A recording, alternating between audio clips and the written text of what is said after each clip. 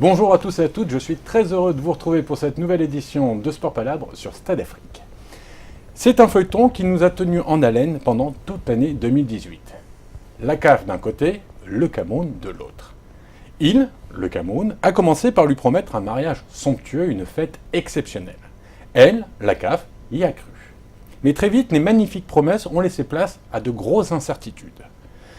Elle a commencé à avoir des doutes, elle a menacé de partir, il lui a promis de faire des efforts, elle est revenue, elle y a cru encore, jusqu'à ce qu'elle se rende compte qu'il lui avait encore menti. Elle l'a menacé, il l'a supplié de rester, pour finalement la voir partir chez un autre. Alors on pourrait en sourire, on pourrait presque en rire, sauf que ça n'est pas drôle du tout. Les conséquences sont énormes, les répercussions se font encore sentir sur le continent, alors pourquoi et comment en est-on arrivé là? C'est de ça dont nous allons parler tout de suite.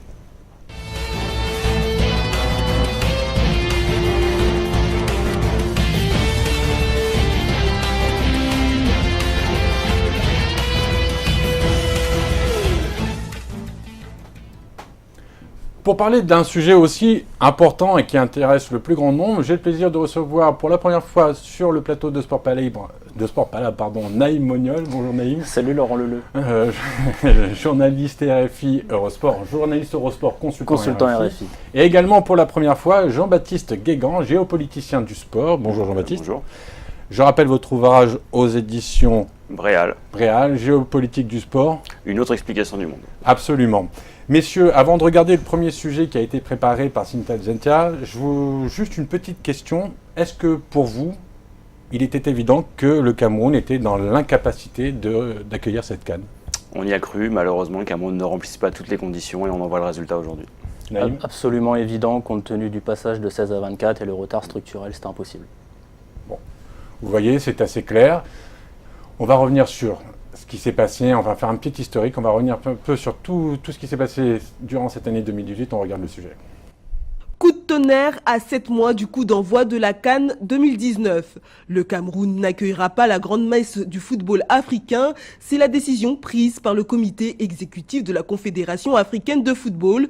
Une décision qui était fortement pressentie depuis des semaines, vu les différentes sorties médiatiques du président de la CAF, Ahmad Ahmad. Rapport des inspecteurs de la CAF à l'appui, le dirigeant malgache n'a cessé de mettre la pression sur le Cameroun au sujet des retards pris sur les différents chantiers avant de jouer la carte de l'apaisement ces dernières semaines. Mais après analyse des rapports des 2 dernières visites d'inspection effectuées au pays des Lions indomptables, plusieurs points noirs ont conduit la CAF à la sanction ultime.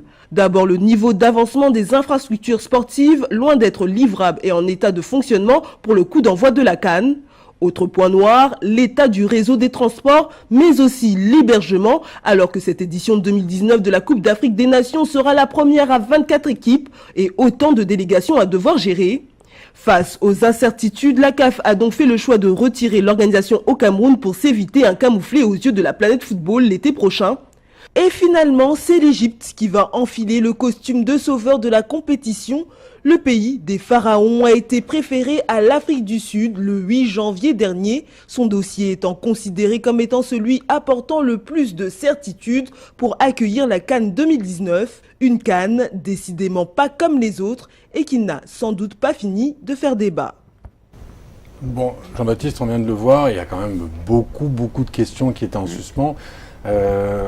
Les infrastructures, alors quand on parle d'infrastructures, le plus gros point noir, selon vous, c'est quoi? C'était les stades, le réseau routier, c'était l'accueil des supporters, c'était quoi?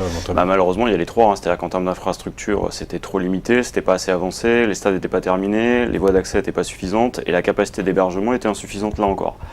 Donc on se retrouve face au pire scénario possible, c'est-à-dire à quelques mois de l'événement, rien n'est prêt et rien ne peut être prêt. Donc là, il suffisait de prévenir la situation avant. Là, on a même s'ils ont prévenu avant, il y a eu des alertes. Juste une question qui me vient là comme ça, est-ce que dans votre souvenir de géopoliticien, vous avez une compétition qui a été annulée comme ça à Coupe d'Europe, Championnat olympique, Coupe du Monde, quelque chose?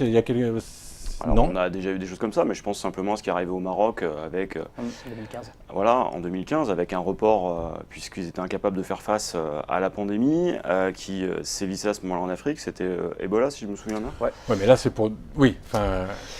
C'est à peu près le même cas de figure, c'est-à-dire que tous les autres événements ont des calendriers qui sont beaucoup plus stricts, avec des visites qui sont beaucoup plus avancées. Maintenant, si on prend par exemple le mondial au Brésil, le mondial même en Afrique du Sud, on a eu des moments...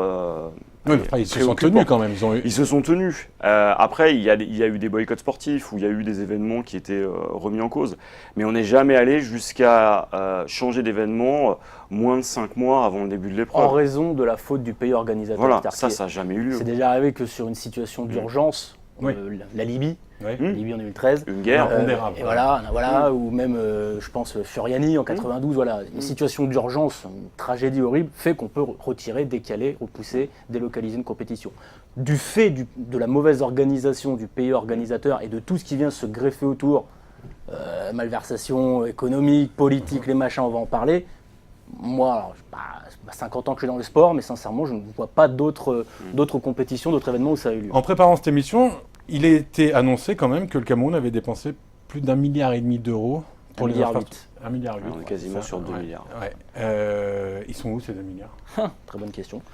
Est-ce que c'est le festival quand même de la corruption C'est de, parce que- c'est de notoriété publique, Laurent. Le Cameroun est champion du monde de la corruption, et pas uniquement dans le football, hein, c'est pas nouveau. Il y a eu 1,8 milliard. Est-ce que c'est le Cameroun précisément sur le continent africain ou est-ce que c'est un mal qui est... C'est un mal lié, on va dire, à l'Afrique peut-être plus qu'ailleurs, parce qu'il y a des besoins peut-être plus importants. Même si En tout ailleurs, cas, ça voilà. existe aussi, hein, on peut Alors, pas en Amérique du généraliser, Sud, quand on est a d'accord. découvert la FIFA, on en a vu des belles aussi. Ouais. L'Uruguay, l'Afrique n'a pas le monopole de la malversation, de la corruption, évidemment.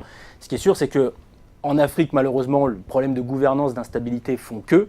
Et puis le football, en Afrique et ailleurs, génère énormément d'argent, donc énormément de corruption. Et puis, au milieu de ça, il y a le Cameroun, mais les Camerounais eux-mêmes le disent. Il y a un problème de corruption au pays qui est majeur, terrible, viscéral. Voilà, à partir de ce moment-là, il y a des sociétés qui ont gagné entre guillemets des marchés publics. Je pense à Prime Potomac, qui devait réaliser, c'était à Garoua, je crois, Prime Potomac, qui devait faire le stade de Garoua pour à peu près 26 milliards de francs CFA. Et puis finalement, l'argent, il n'est pas arrivé, ou alors pas en totalité. Et au final, le site, maintenant, il est en stand-by, on peut absolument rien faire. Et puis le ministre de l'économie là-bas au Cameroun, il dit oui, mais c'est parce qu'ils nous ont menti, ils ont surfacturé des trucs et puis c'est pas vrai. Puis l'autre, il dit bah non, pas du tout, c'est juste que moi, l'argent, il n'est jamais arrivé. Et quand on ajoute à ça les problèmes de primes que se rencontre souvent l'équipe nationale et puis d'autres problèmes, on se rend compte que souvent, il y a de l'argent qui arrive, que ce soit du gouvernement, que ce soit de la CAF, que ce soit de la FIFA, pour X ou Y chose. Et puis entre ce qui est envoyé et ce qui arrive, on se rend compte qu'au milieu, là, on a quand même une sacrée partie. Ça, c'est un problème aussi au Cameroun, et on le rencontre encore plus sur cette Coupe du Monde, parce que les sommes engagées, sur cette Coupe d'Afrique, parce que les sommes engagées sont terribles, sont énormes, évidemment. Alors la question, Jean-Baptiste, je vous la pose de but en blanc. Comment se fait-il que nous, simples observateurs extérieurs, comment se fait-il que la CAF ne l'ait pas vu venir plus tôt? Je pense que la CAF le savait. Mais alors quel est son intérêt d'attendre le dernier moment comme ça? L'idée, c'est encore une fois, les promesses n'engagent que ceux qui y croient. Donc ils ont tenté de voir jusqu'où ils pouvaient pousser leur ascendant. Il y a eu un changement de présidence aussi. La CAF est en train de se réformer. Elle a une bonne partie Alors, de vous la dites un changement de communauté. président. Vous pensez que c'était une façon de marquer son territoire, un peu Je d'assurer... pense que c'est une manière aussi de montrer que la gouvernance d'avant n'est plus celle qui se déroule aujourd'hui. C'est une manière aussi de Je vous coupe trancher dans le justement vif. 2 secondes. C'est ce qu'a annoncé, alors je l'avais pris, je l'avais noté, c'est ce qu'avait annoncé lors de sa candidature à Madamad, une transparence dans la gestion de la CAF et la fin des pratiques obsolètes. Je pense qu'on est dedans. Après, ce qu'on voit avec le Cameroun aussi, et là, la CAF n'est pas la seule responsable. Hein. On est face à un État qui a encore un développement qui est insuffisant. Qui a des problèmes voilà, en plus... On est face à un État défaillant, il n'y a pas d'alternance politique. On a vu la dernière élection présidentielle, elle pose quand même beaucoup de questions. Ben justement par rapport à la CAF surtout aussi. Oui. Et C'est ça. parce que le vrai souci est là aussi. Donc ça on le sait, nous on le voit, même je le monde pense le que sait. les simples amateurs de foot le sentent, Mais le tout voient le monde venir. le sait. Tout le monde le Mais sait. dès- Mais dès- est-ce que c'est une attitude responsable de la part de la C'est- CAF, de la Confédération d'Afrique de football, de laisser traîner le truc aussi longtemps? C'est absolument irresponsable. Et moi, je vois même une manière de piéger le Cameroun de la part d'Ahmad Ahmad. Parce que dès la première visite, en janvier 2018, Ouais. on sait que ça va. On sait, les sites, Tout le monde des sait. sites Ouais, qui ont parce qu'on démarré sait en qu'un stade, ça 2016, se bien construit sûr. pas à part dans Astérix Obélix. Déjà, Cléopâtre, les sites, il s'est attribué en 2014, il y a des sites qui commencent en 2016. Janvier 2018, on sait déjà que ça ne va pas être possible pour les sites, pour les routes, pour les capacités hôtelières. Bon, Ahmad Ahmad, il le sait très bien. Mais il continue de dire, on laisse un délai, on va attendre. Puis il y a même certains rapports qui disent, ah, les travaux avancent bien. C'est mensonger, évidemment que c'est mensonger. Parce qu'Ahmad Ahmad, il veut faire quelque chose. D'une part, c'est prendre le Cameroun à son propre piège. C'est-à-dire, on vous a attribué une coupe d'Afrique des Nations un petit peu par patriotisme, c'est Ayatou avant de partir qui fait un petit cadeau. Et puis, il y a aussi cette manière de dire, on va protéger les élections, Paul Biya, parce que c'est en octobre, parce que lui, il est vachement investi là-dedans et que si jamais on retire la CAN avant, ça peut créer des problèmes là-dessus. Donc il a sa part de responsabilité. Comment l'élection s'est déroulée, mais je suis entièrement, on est entièrement d'accord là-dessus. Donc Ahmad Ahmad, il a une énorme part de responsabilité là-dessus. Le timing, c'est aussi le timing, mais il n'y a pas uniquement le timing du retrait, le timing pour annoncer le pays qui remplace. C'est ça, mais il y a un truc qu'on peut pas dire, c'est que lui, il n'est pas maître des horloges. Ahmad Ahmad. Là-dessus, c'est clair et net. Laissez du temps, fin de conférence de presse pour dire on vous annonce le pays. Puis finalement, on dit non, on l'annonce demain. Et puis finalement, le lendemain, on dit on l'annonce tout à l'heure. Sauf que tout à l'heure, vous vous rendez compte qu'il y a un des pays organisateurs qui a des éléments de communication partout. Et puis un autre, il n'y a même pas la délégation, elle n'est même pas là. Tout le monde savait avant même que c'est lui. Bien sûr, c'est d'un amateurisme confondant. Alors, monsieur Ahmad Ahmad, moi je veux bien qu'il veuille rompre avec la politique Ayatou, c'est très bien de sa part, bravo. Mais ce qu'il fait en matière de communication, de gestion des dossiers, surtout de gestion du timing, monsieur, c'est à revoir. Voilà. Est-ce que c'est pas... Alors, on peut le voir sous cet angle-là, mais est-ce que, je vais faire l'avocat du diable, est-ce que c'est pas, au contraire, quelqu'un qui est ultra manipulateur, ultra machiavélique et qui est en train de faire un peu table rase de tout ce qu'il y a, qui est en train de défoncer les uns et les autres pour arriver après en suprématie, en disant, bon maintenant, vous vous êtes entretués, je vous ai mis devant vos responsabilités, vous êtes incapable de faire, maintenant vous allez me laisser faire. Après, là où je suis assez d'accord, c'est qu'il y a une manière de communiquer qui l'exonère presque de responsabilité. Il dit, bah écoutez, nous on vous a laissé le plus de temps possible, vous n'êtes pas capable, donc on trouve une solution d'urgence et on la trouve vite. Il est piège à fond. Et là, il sort finalement grandi, il a montré qu'il arrivait à trouver une solution à un problème qui était littéralement insolvable, en trouvant l'Égypte qui est heureux de pouvoir répondre très rapidement. Vous pensez que l'Égypte, il l'avait dans la manche depuis un petit moment? Ça fait un an que tout le monde se positionne pour ça. Ça fait un an que... Pourquoi l'Égypte soutient le Maroc? Et soutient ouvertement, avant que le Maroc se désiste, on en reparlera tout à l'heure, l'Égypte, non, nous on n'y va pas, on soutient le Maroc. C'est quoi ce jeu, en fait? On agit sur quoi à ce moment-là? Je pense qu'il y a déjà des relations entre les États qui dépassent le sport. Là, on est sur des choses qui se négocient au plus haut niveau. D'où votre responsabilité en tant que géopoliticien. Voilà. Il y a une vraie proximité entre ces gouvernements. On est dans l'Afrique du Nord au sens le plus large possible. Et donc, ils ont des intérêts communs. Ça dépasse le sport et on est sur d'autres domaines. Le sport n'est qu'un élément de leur relation de proximité. D'autre côté, il y aurait eu quoi? L'Afrique du Sud. C'est le seul État, éventuellement il y aurait le Nigeria, mais le Nigeria, ça paraissait impossible à envisager. Problème de sécurité avec le Nigeria. Je veux juste rester sur le Maroc et ce qu'était en train de nous expliquer Jean-Baptiste. À un moment, il a été entendu, alors il faut toujours se méfier de qu'il y avait eu un accord entre Paul Biya, le roi du Maroc, laissez-moi faire croire que on va organiser la CAN et puis après on vous la refile, donc c'était faux, c'était bidon ça? Vous l'avez entendu, j'imagine? J'ai entendu, est-ce que c'est bidon? Je sais pas, je suis pas dans le secret des lieux, je suis pas dans les bureaux pour savoir. Ce que je pense, c'est que le Maroc, je pense, a vraiment voulu y aller parce qu'il n'a pas organisé 2015, parce qu'il a perdu 2026, parce que je pense qu'il a vraiment envie d'organiser une compétition et de, entre guillemets, racheter une virginité par rapport à 2015. Sauf qu'il n'y avait peut-être pas là, dans l'urgence, de quoi convenir au cahier des charges. Est-ce qu'il y a eu une entente avec Biya? Est-ce que ça a été manigancé, machin? Je ne voudrais pas avancer, je n'ai pas l'info, je ne voudrais pas dire de bêtises. Ce qui est sûr, c'est que je pense que le Maroc voulait y aller, sauf que compte tenu de ce qu'il fallait rassembler pour le cahier des charges dans l'urgence, l'Égypte était plus à même de le faire. Je pense qu'ils avaient plus à perdre à organiser en urgence que l'Égypte. L'Égypte s'en sortira toujours par le haut en disant « Nous, on arrive au dernier moment avec nos moyens actuels ». Le Maroc était beaucoup plus crédible dans le sens où ils avaient déjà candidaté pour la Coupe du Monde avec un dossier sérieux pour une 5e candidature. Sauf que là, c'est ça, oui. Voilà. Ils veulent bien faire la Coupe du Monde, pour le grand public, ils veulent faire la Coupe du Monde, mais ils ne veulent pas faire la CAN. Sauf qu'entre candidater avec un beau dossier qui permet de montrer l'image d'un Maroc moderne, accueillant, etc., et le fait d'organiser en urgence une compétition avec non plus 16 équipes mais 24, on n'est plus dans la même échelle, là. Et il faut faire vite. Et à ce moment-là, le Maroc s'est dit, oula, on va perdre plus en termes d'image, parce que forcément les journalistes qui vont venir vont regarder ce qui se passe réellement. On ne va pas pouvoir mettre en œuvre ce qu'on avait prévu de faire pour les autres échéances. Restons en retrait, l'Égypte est prête à y aller, c'est formidable pour tout le monde. Allez-y les gars. Le Maroc se met toujours un peu dans cette situation. En 2015, ils ne voulaient pas organiser la CAN à cause d'Ebola, mais ils voulaient organiser la Coupe du Monde des clubs parce qu'il y avait le Real Madrid. Ouais. Est-ce qu'il n'y a pas un petit peu aussi de la part du Maroc une désolidarisation du continent. Est-ce qu'ils ne se voient pas un peu trop beaux? Et genre, eux c'est eux, nous c'est nous, pense on que est un peu... Il n'y a pas un peu de mépris de la part du Maroc? Alors, il y a peut-être un petit peu de mépris. Le Maroc surfe quand même sur sa dynamique. Il est sportivement actuellement la meilleure équipe d'Afrique. Tout le monde en parle en bien. Ils ont des beaux joueurs, une belle équipe. C'est un favori logique à la CAN. Ils ont un dossier Sauf qui à la était- Coupe du Monde. Sauf à la Coupe du Monde, voilà. Mais ils ont un dossier. Oui, mais en plus, ils en sortent avec une image grandie parce qu'il y a des erreurs d'arbitrage qui font que, bon, les pauvres. Ouais, ils ne sont pas sortis Ouais, des poules. voilà. Donc il y a eu l'agence, et Jean-Baptiste le disait très bien, le dossier qui était fait pour 2026, c'était très crédible, très propre, très beau, machin. Donc voilà, le Maroc apparaît un peu comme favori naturel et il se dit, moi, de par ma proximité géographique, avec l'Espagne et avec le Portugal, je peux peut-être essayer de profiter de cette Coupe du Monde à 48 et du fait qu'une organisation seule quasiment n'existe plus aujourd'hui pour me greffer un truc et puis participer, être un des pays qui organise la Coupe du Monde. Parce qu'il ne le fera pas avec les voisins du Maghreb. Moi, je ne croirais jamais à une alliance avec l'Algérie pour organiser une Coupe du Monde. Ça me paraît sur 4, 5, 6 ans avec les Algériens avec autant d'intérêt, c'est pas faisable. Même aucun pays du Maghreb entre eux sont en capacité, Algérie, Tunisie, c'est pas possible non plus. Algérie, Tunisie, sur l'entente, je pense que c'est davantage plausible qu'avec le Maroc. Après, il faut voir dans les faits, dans la logistique, dans le financier, dans le structurel, comment ça s'organise. Mais avec le Maroc, j'y crois pas. Qu'est-ce qui les différencie, le Maroc, des autres pays du Maghreb? C'est un pays qui est plus stable, c'est un pays qui n'a pas les mêmes problèmes sécuritaires, c'est un pays qui finalement aujourd'hui connaît une croissance, une stabilité que ne peuvent pas afficher les deux autres, même si l'Algérie a beaucoup à faire valoir. La présence de Bouteflika au pouvoir depuis trop longtemps aujourd'hui pose question. Le Maroc a une image internationale qui est plus valorisante Très occidentalisé, le et Maroc. très occidentalisée, qui tourne son regard davantage vers l'Europe et le reste du monde que vers l'Afrique.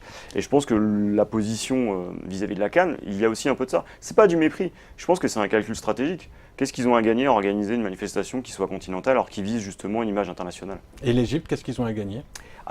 Eux, c'est l'inverse. Parce que vous parliez de tout à sécurité, gagner, l'Égypte a tout à c'est gagner. Ils ont toujours tout à gagner. Au sortir de l'épisode Moubarak, on ne revient pas sur les années Colonel Morsi. Sissi, hein, ouais. Voilà. Aujourd'hui, on est face à un régime qui est quand même un régime autoritaire, mais qui a besoin de se recrédibiliser parce que son principal poste de revenu, c'est le tourisme. Bien sûr. Or, on a des touristes Et, asiatiques qui ont été tués récemment. Ouais. L'insécurité est quand même importante. Il faut donc montrer à l'image du monde, comme la Russie l'a fait, qu'on est capable d'accueillir sans difficulté des gens dans des endroits qui sont complexes. Donc maintenant, pour avoir la certitude d'avoir un événement réussi, il faut aller en Chine pour les Jeux Olympiques, il faut aller en Russie pour la Coupe du Monde, il faut aller en Égypte pour la CAN, ça ressemble à ça. Alors c'est un peu caricatural, ça ressemble à ça. Ce qui est sûr, c'est que l'Égypte a quand même été un des premiers pays à mettre un coup de pied dans la fourmilière, c'est les problèmes de sécurité dans les stades. Il y a eu la tragédie de Port Saïd, plus de 70 morts, une horreur. Là où beaucoup de pays, et on parlait de l'Algérie, il y a des joueurs qui se font tuer dans les couloirs, Albert Ebossé, on s'en rappelle avec la JSK, là où l'Algérie laisse passer ce qui est énormément de problèmes de liganisme, l'Égypte, elle a fermé les stades. Et pendant, ils ont arrêté le championnat pendant longtemps, ça les a pénalisés, ça a pénalisé l'équipe nationale. Quand ils ont rouvert, c'était à huis clos, et puis progressivement, on a lâché la bride, on a laissé un petit peu rentrer des supporters, un peu pour les clubs, un peu pour la sélection nationale. Donc aujourd'hui, c'est un test. Nous, on a fait le job, on a mis un coup de pied dans la fourmilière, on a fait table rase. Maintenant, on va voir ce que ça donne. On va organiser une compétition, la compétition majeure du continent. On va accueillir des pays voisins, pour ne pas dire parfois ennemis. Et puis, on va voir ce que ça donne. On se rappelle qu'en 2009, avec l'Algérie, les bornes avaient été dépassées, des cailloux dans les bus et compagnie. Donc, le vrai défi de l'Égypte, il est comment on va réussir la CAN d'un point de vue sécuritaire. D'un point de vue des structures et les zones, d'un point de vue du jeu, bon, l'Égypte n'est pas spécialement favorite, mais elle va faire une compétition correcte, à la Mohamed Salah, très bien. Le vrai défi, c'est sur les supporters. Comment on va gérer ça? Si l'Égypte arrive à faire une CAN propre, sécuritaire, sans problème, elle a absolument tout à gagner, et pour sa sélection, et pour ses clubs, et même pour son avenir en Afrique quand on parle de co-organisation. Et pour un coût moindre, c'est-à-dire qu'elle n'aura pas à supporter les coûts qu'avait décidé de supporter le Cameroun, c'est-à-dire que ça va lui coûter nettement moins cher. Et puis elle va aussi bénéficier d'une focalisation, c'est-à-dire que tout le monde lui passera finalement les errances d'organisation. Parce qu'ils savent que... Parce qu'ils ont le rôle de sauveur voilà, un peu. exactement. Quoi. Et c'est beaucoup plus facile dans ces conditions d'arriver en disant « Nous, on vous arrange la situation, on vous le fait. Par contre, vous savez que ça risque d'être un peu compliqué. Soyez indulgents. » C'est ce qui va se passer. Messieurs, on vient de terminer, parce que ça passe très très vite, la première partie. On se retrouve juste après ça pour la seconde partie.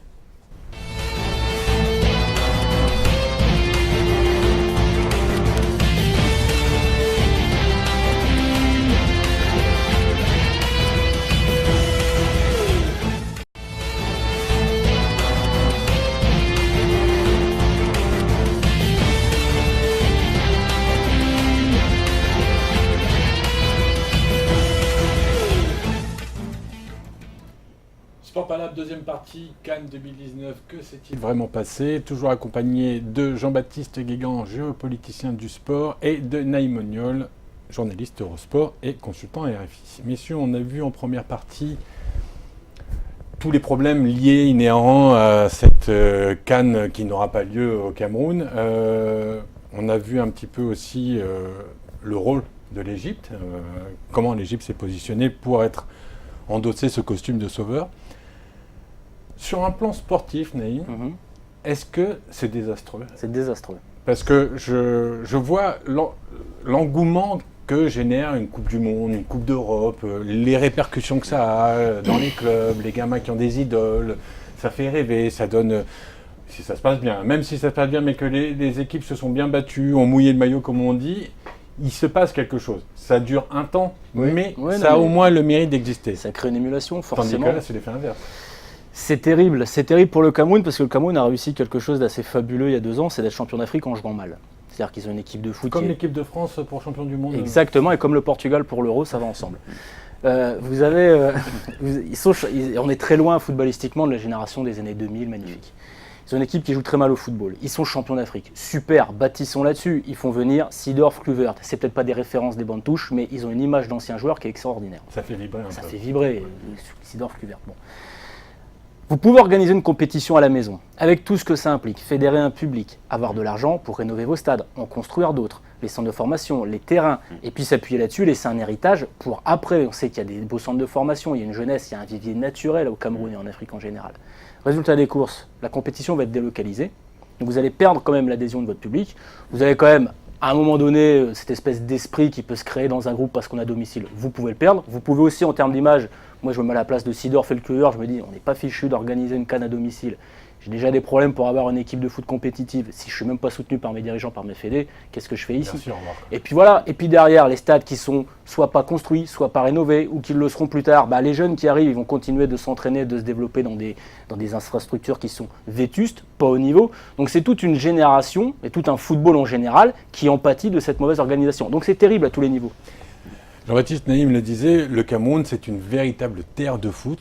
Comment se fait-il que la dernière CAN et la première CAN aient eu lieu il y a exactement plus de 40 ans? La dernière, c'était en 1972.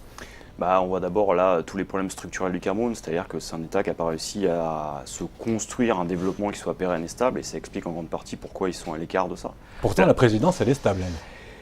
Ah oui, elle est stable, et c'est peut-être justement la principale raison, c'est-à-dire qu'aujourd'hui, tant que vous n'avez pas une possibilité d'avoir des États qui proposent une alternance politique, qu'elle soit favorable aux États occidentaux ou autres, ça c'est un autre problème, ça c'est une vraie question qui se pose. Aujourd'hui, tout le monde a laissé le Cameroun dans sa situation. S'il n'y avait pas eu le Mondial 90, le Cameroun serait peut-être resté à l'écart des radars du foot. Le Mondial 90, avec ses super performances, a fait revenir le Cameroun sur le devant de la scène, et donc on s'est posé ces questions-là. Ces questions ne seraient jamais posées avant. C'est quand même un État qui est à la limite d'être un des pays les moins avancés du monde. Et pas uniquement pour la sélection, toutes les structures dont on parle actuellement qui sont rénovables, c'est des structures qui datent de l'époque Aïdjo. Donc c'est 72, on est en 2019, rendez-vous compte, ça fait 47 ans qu'on n'a pas rénové certains stades, alors que vous avez des clubs comme le Tonnerre Yaoundé qui sont très connus, qui ont formé je ne sais pas combien de joueurs. Donc il y a un statut professionnel administratif, mais évidemment dans la pratique, rien n'est professionnel au Cameroun. C'est une honte, c'est problème de gouvernance entre la fédération, le gouvernement, entre tout ça, fait que c'est le football qui en pâtit, et pourtant les joueurs camerounais, on en a tous les ans dans tous les clubs qui sont très bons. Ils sont obligés de venir en France, être formés en France ou arriver très jeunes en France pour pouvoir percer et après exporter en sélection nationale, comme l'a fait Samuel Eto'o notamment, ce qu'ils ont appris en Europe. Donc c'est terrible, et c'est d'autant plus terrible que depuis 88, entre 88 et 2018, vous avez un président qui est camerounais. Et Ayatou, on sait très bien qu'il a fait construire un siège. De la CAF. Ouais, président de la CAF, il a fait construire un siège de la CAF à Yaoundé, alors qu'il n'y était jamais. On sait très bien que s'il y avait eu ne serait-ce que moitié plus de structure ou de moyens, la CAN, le Cameroun, il l'aurait déjà eu une fois, 2 fois, c'est pas le problème. Donc ça veut dire que même avec un président camerounais à la tête de la CAF, si le Cameroun n'a pas réussi avec la CAN, c'est-à-dire qu'il y a un retard structurel, un déficit structurel qui est immense, immense. Vous parliez de Samuel Eto'o qui a fait office de ambassadeur pour le Cameroun. Lui aussi, il devait bien se rendre compte que les choses n'avanceraient pas. Évidemment.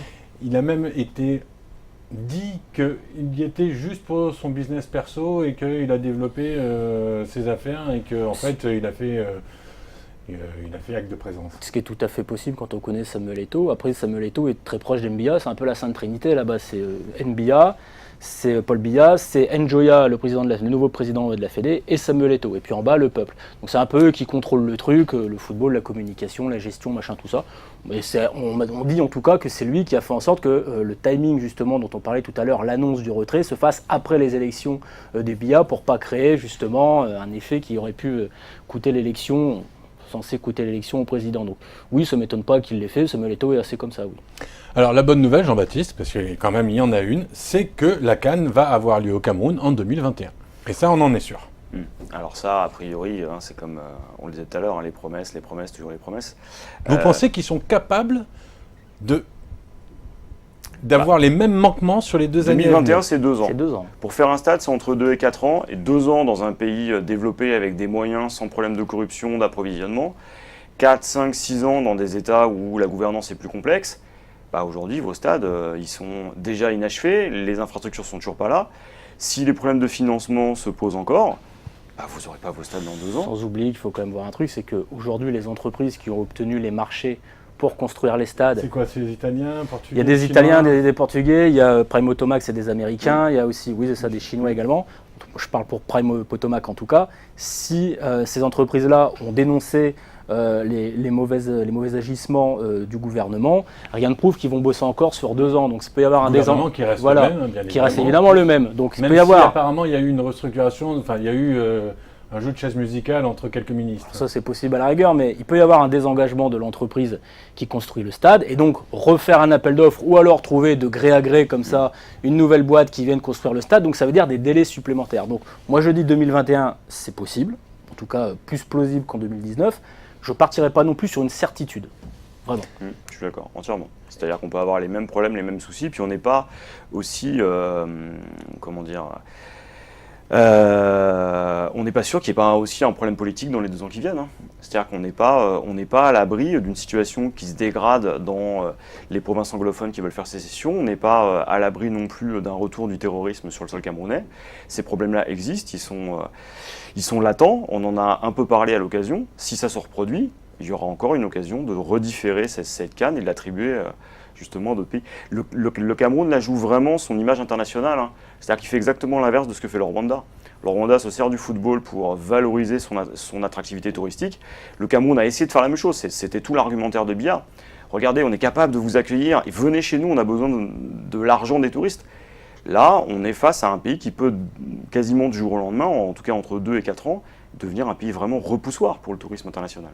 Et bien là, ne serait-ce que dans la région, un petit peu en plus par rapport aux voisins lésés par rapport au Cannes, parce que 2021 c'était prévu pour la Côte d'Ivoire, si je ne m'abuse. Côte d'Ivoire, 2023 la Guinée. Ouais. Qui maintenant on leur a repoussé. L'ambiance c'est quoi en ce moment autour du Cameroun? C'est une vraie tension, c'est-à-dire qu'on reproche au Cameroun de cette avancée alors que quasiment tout le monde savait que ça n'allait pas être possible. Mais c'est ça que je comprends pas, Jean-Baptiste, je vous coupe, je suis désolé. Tout le monde le sait. Alors je sais bien qu'on n'est pas dans une grande famille, on ne parle pas à ses enfants comme on parle à des chefs d'État, mais si tout le monde le sait, si c'est visible au plus grand nombre, pourquoi on attend 6 mois avant la... C'est ça. Mais la vraie question, c'est celle des sanctions. Quand on voit ce qui est arrivé au Maroc, quand ils ont dû déclarer forfait, eux, ils ont été sanctionnés. Pour l'instant, le Cameroun, pas du tout. Oui, parce que l'article 92, bien sûr. Alors, l'article 92, vous avez raison de le dire. Oui, c'est ça, parce que l'article 92 qui voudrait que le pays organisateur qui est en manquement soit sorti de la compétition, il y a les Comores qui sont... Les Comores sont 3e. Alors, je peux vous dire un truc, c'est que je connais le match... Ouais, alors déjà, il y a le match du mois de mars qui va être terrible, mais moi, je connais le directeur général de la sélection des Comores, Saadi Ben Amir, à qui j'ai discuté, à qui j'ai fait une émission.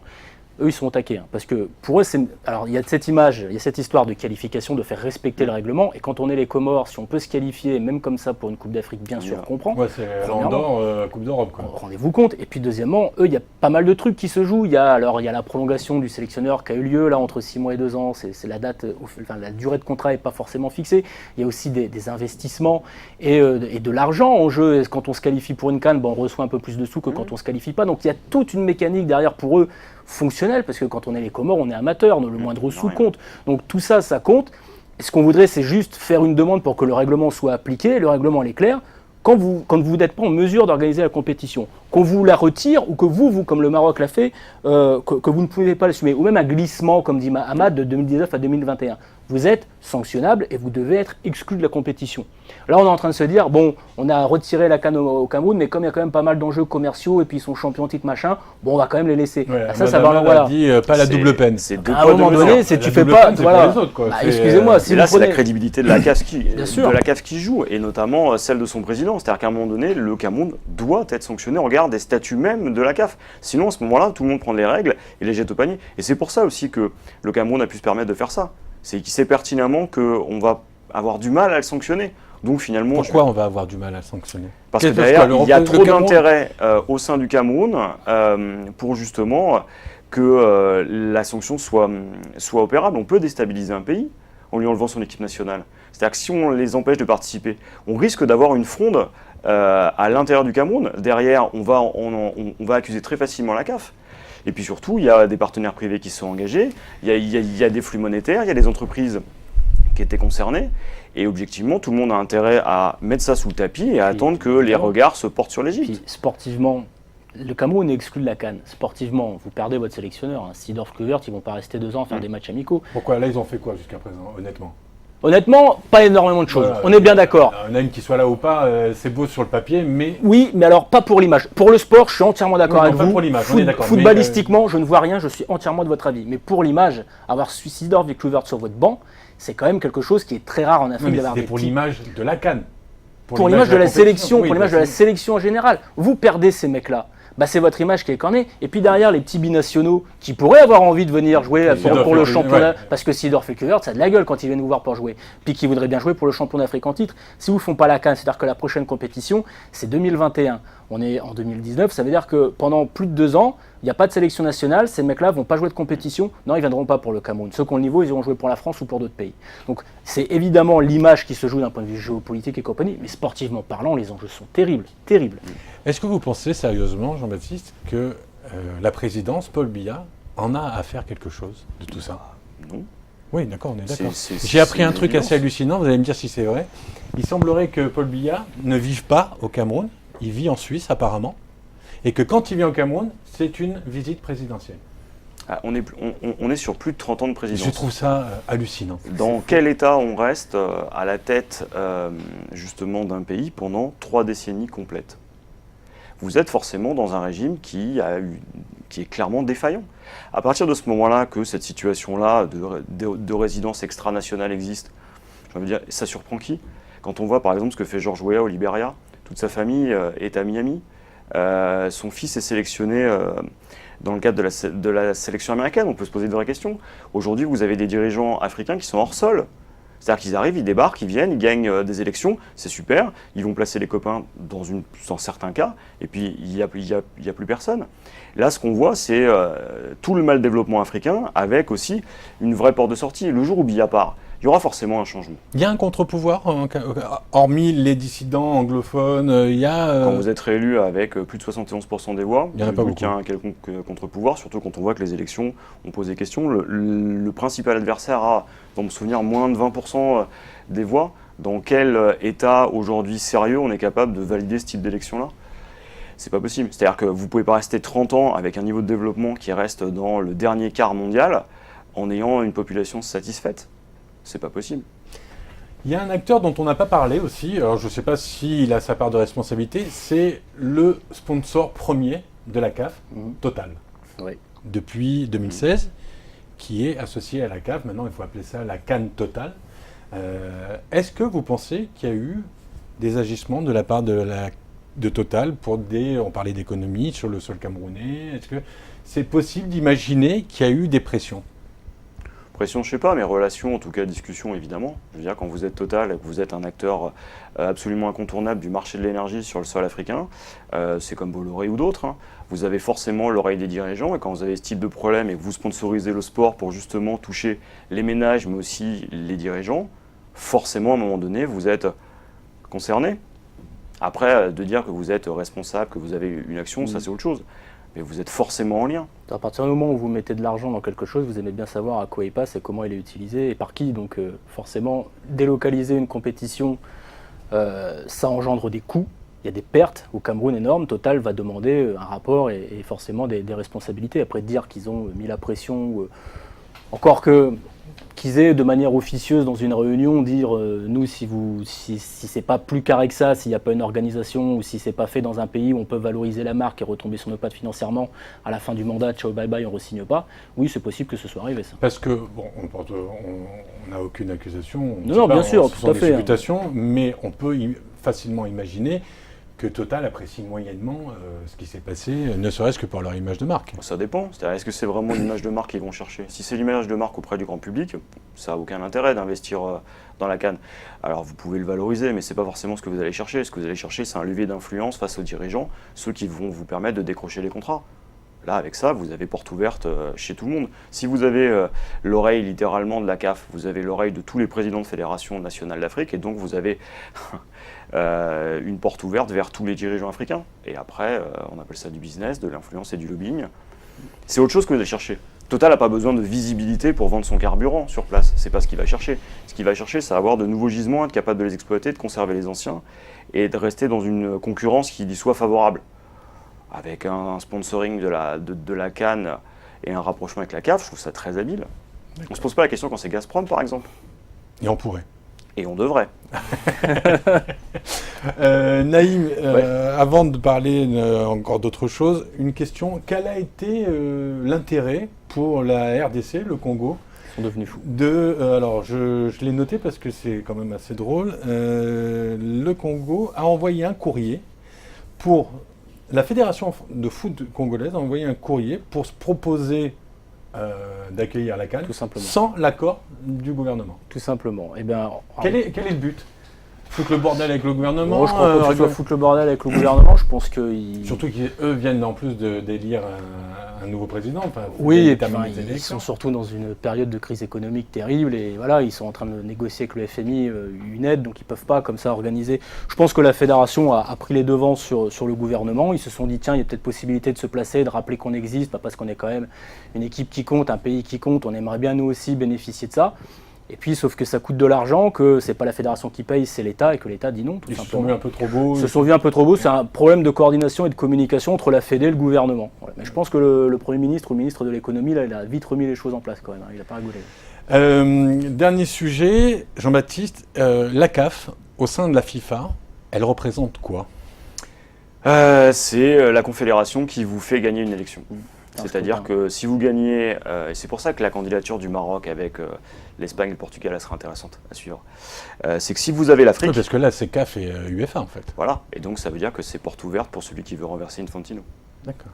Et il y a des gens qui veulent renverser Infantino? Vous avez un président de l'UEFA qui a qu'une envie, c'est qu'Infantino s'en aille, et quand vous voyez les casseroles de ce dernier, il suffit de regarder les Football Leagues depuis un bout de temps, vous comprenez que cette candidature-là, elle peut être très intéressante pour celui qui saura en tirer profit politiquement. La leçon de 2026, c'est que le Maroc aurait dû faire l'unité de l'Afrique. À partir du moment où les États-Unis ont dit « oh là là, on arrête de jouer, les intérêts géopolitiques priment sur le sportif ». Tout le monde s'est aligné. Le Libéria, dont on savait qu'il allait tourner le dos au Maroc, l'a fait. L'Afrique du Sud, comme par hasard, en 24 heures, a changé d'avis. Vous allez avoir la même situation là. Là, on est sur du grand jeu là. On n'est pas sur simplement une affaire de foot ou d'organisation. Là, on va chercher la tête de la FIFA et donc son élection. Celui qui tient la CAF, comme a pu le faire un temps Ayatou, a les clés du camion. C'est-à-dire que c'est lui qui va décider, en tout cas qui veut avoir une vraie importance. C'est plus du quart des voix pour l'UEFA. Après, il vous suffit de faire l'unité dans votre propre confédération et vous passez. Et si un Européen est assez malin pour faire l'unité autour de lui, et je pense qu'Alexander Seferin ou un de ses candidats pourrait l'être, ça serait intéressant d'avoir un binôme avec les deux. Infantino, on dit qu'il a été support d'Ahmad Ahmad. Ouais. Il a une vision à long terme. Oui, il a une vision à long terme. C'est un homme politique. Lui, il veut être réélu. Et la Coupe du Monde à 48 et les places supplémentaires pour l'Afrique, on a un parfait exemple. Il avait d'abord retourné pas mal de dirigeants africains en disant « moi, si vous votez pour moi à la FIFA, je vous aurai de l'argent plus vite pour vos fédérations ». Il a réussi. Parce que là, pour l'instant, la Coupe du Monde, c'est 4 pays africains. 5. 5 pays africains. Bon, si elle passe à 48, on sera à peu près à 8. D'accord. Au dernier comptage. Donc ça fait évidemment... Et en plus, c'est crédible. Ils ne crédible. sortiront pas des poules. À voir. À voir. Non, mais c'est tout à fait possible. Le foot africain va pas au top en ce moment. Ça a été l'objet d'une de vos émissions il n'y a pas longtemps. C'était quand même pas terrible. Donc bon, c'est envisageable, mais Infantino, évidemment que, comme le dit Jean-Baptiste, il veut se fédérer le scrutin africain, que pour ça, tous les moyens sont bons, envoyer de l'argent, faire des centres de formation, des partenariats avec tel pays ou tel athlète, et puis promettre des places. C'est Blatter. Bien sûr. C'est la recette Blatter. C'est ça, mais en plus, ça marche. C'est aussi ça le truc, c'est que ça marche. C'est qu'aujourd'hui, il n'y a pas... l'Afrique ne se dit pas, on va essayer de faire un consensus, trouver un président qui vraiment nous représenterait ou nous ferait du bien pour ce que nous sommes, mais pas pour ce qu'on peut leur apporter à eux. Ils vont dedans, ils partent dans 3, 4, 5, 10 directions différentes. Et vous savez comme moi que diviser pour mieux régner, c'est la meilleure moyen d'être élu. Un retour de Platini, vite fait? Non, pas du tout. Pas à l'ordre du jour. Platini, sélectionneur du Cameroun. On le souhaite tous, mais je crois qu'à la tête d'une institution, c'est terminé. D'accord. Messieurs, on arrive au terme de cette émission, donc question fatidique, obligatoire. Qui va gagner la CAN 2019? L'Égypte. L'Algérie. Il joue? Ce serait bien. Il joue? Ils vont être qualifiés quand même. Ouais, moi je mets un petit billet sur les Comores. Messieurs, c'était un plaisir de vous accueillir. J'espère que vous avez pris autant de plaisir que nous pour essayer de comprendre un peu cette pelote Cannes 2019. On va voir ce qui va se passer. On espère qu'on verra du beau jeu, du beau foot. Je vous dis à très bientôt. Naïm, merci. Jean-Baptiste, bientôt. Nous, on se voit la semaine prochaine.